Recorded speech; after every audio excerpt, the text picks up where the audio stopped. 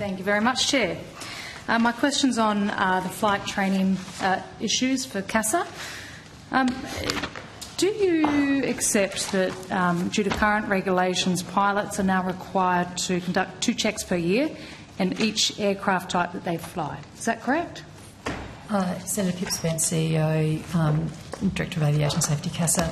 Yeah, we actually provided some information to Senator Colbeck from the last one, so yes, that what you said was correct. So given it to me too. Okay, so given that some pilots can fly up to 4 different types, this would mean 8 checks per year. If you were, for example, to fly 4 different types of aircraft, you would have to do 8 checks per year. That's correct? I think that's correct. Yeah, Senator Andreas Marcella, Executive Manager, Stakeholder Engagement and Flight Crew Licensing sits within my portfolio. So my understanding is that that twice yearly check is only required for commercial air transport operations, so it's not for everyone. And it's usually done as part of an operator's proficiency check. So an operator, an airline, would typically put their crew through those kind of checks. Whether it's on a specific aircraft type individually, I'd have to check for you, but it's generally done as part of an operator's program. So the commercial pilots, if you fly in different aircraft, for each aircraft you have to do 2 checks per year? 2 checks per year, air transport, yep. Okay. Do you accept that on aircraft that are not supported by a simulator in the country, so if you don't have a simulator for that particular aircraft, pilots are forced to repeat dangerous simulated engine failure manoeuvres in every aircraft type that they fly, which multiplies the risk for pilots who operate more than one type? Senator, I might see if my colleague, Mr Campbell, might have any information on that. The way that you're posing the questions, I wouldn't mind taking it on notice because we don't have the information in front of us, and I'm just worried we're going to say that it's exactly as you've described it, and we just need to, particularly around the actual numbers that we're talking about here. But I think Mr Campbell can certainly answer on the simulator question. Hi, Senator Steve Campbell, Executive Manager, National Operations and Standards. We've had in place for many years, which is an international standard, that above a certain size of aircraft, generally transport category aircraft, the requirement is to use simulators. That's standard. And below that, there's an option that if it's available in Australia, they can use it in Australia. Okay. Simulators are very costly. My understanding is around $1 million for a simulator. I'd say a lot more. A lot more than that. So if you're a small general aviation company, you're not really going to be able to put your money into a simulator. So if you don't have access to a simulator, then you're going to have to do this in a real life situation.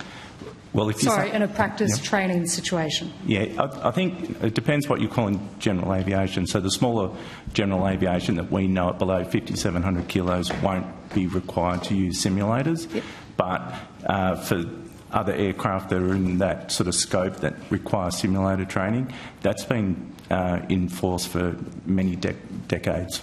Yep. So, but you are expected to repeat it twice a year to do these dangerous manoeuvres. That's correct? The emergency training, yep. Yes. Okay. So can you also confirm that in more than 20 years there have been 0 fatal real turbine engine failure accidents during takeoff or missed approach?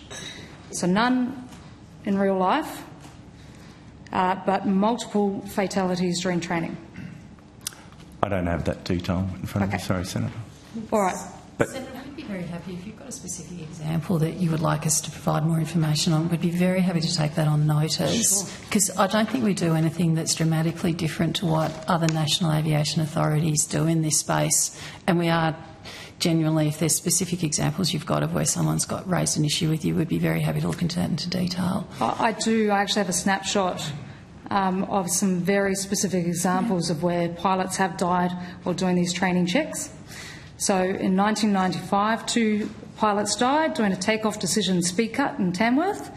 In 2003, 2 pilots died doing a loss of control asymmetric practice in Bankstown. In 2010, 2 pilots died doing a simulated takeoff decision speed cut in Darwin. In 2017, 3 pilots died doing a simulated engine failure after takeoff.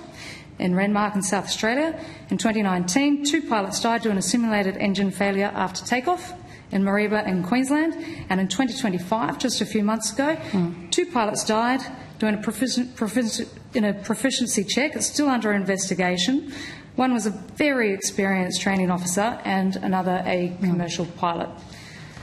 So in total, of the ones that I've been able to find on open source, it's 13 people that have died doing very risky manoeuvres as part of the training checks. And my understanding is that now they have to do more of them across a lot of different types of aircraft.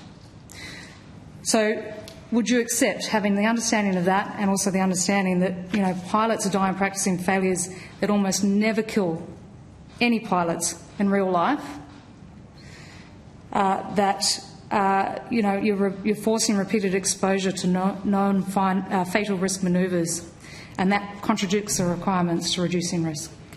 Senator, what I would say is I'd like to go through the details, go through the information in a bit more detail than that. I totally understand we lost one of our own CASA employees as one of those people that you mentioned in those numbers, so it is something we take very seriously and we have looked at it.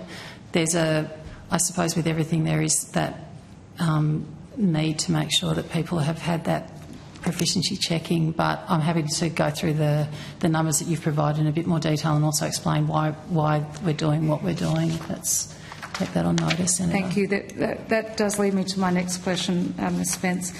Can you point to any evidence showing that repeating the same manoeuvres across aircraft types saves lives instead of risking them? I don't have that with me, Senator, no.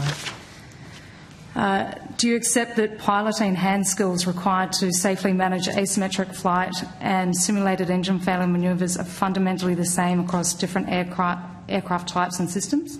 And that's why I'd like to take the original answers we gave you and look at those just to make sure that we're not speaking at cross purposes about what we're actually requiring people to do. Okay. Have you looked at modernising your training requirements? My understanding is that this legislation is based on technology, aircraft technology from the 1970s.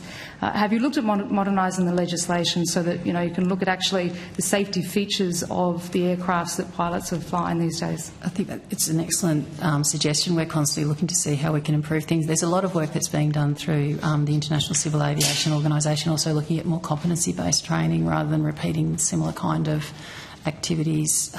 It's not the we don't have any obvious answers for the issues that you're raising, but we are always willing to engage with industry if they've got suggestions about how we can do things better. Okay.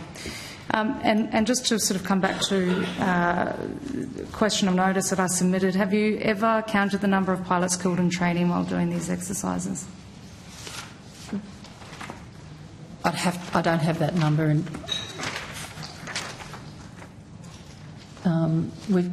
my colleague has pointed out to me that based on the information we've provided, there have been 4 accidents and the four flights resulted in 8 fatalities. Okay. So the numbers that I managed to get in open source was a lot higher than that. Yeah. So is it the responsibility of CASA to be tracking this? I mean, these are pilots that are doing the things that you're asking them to do, and now more often, repeatedly every year. And look, these pilots are people with children. Yeah. Okay? They're people with children, and you're making them do more tests, and they're very, very risky tests. These single-engine go-arounds can kill them instantly. And it is, that this stuff happens in real life. It's almost zero chance. And you're making some of these pilots do it 8 times a year, and they have families. Senator. So if another pilot dies performing a mandatory simulated engine failure, will CASA accept responsibility for creating that risk? Senator, we'll look at the information you provided. Obviously, it's always distressing when there are fatalities, and as I said, CASA felt it very strongly when we lost one of our own. And I totally understand what you're saying about real life. These are lives that, they've lost their family, they've lost their future. We'll see what the ATSB recommends as a result of their investigation, which is currently underway for the most recent accident. And as I said, we'll look to see the details. But as we've said, we don't just make these things up to put people at risk. Okay, thank you.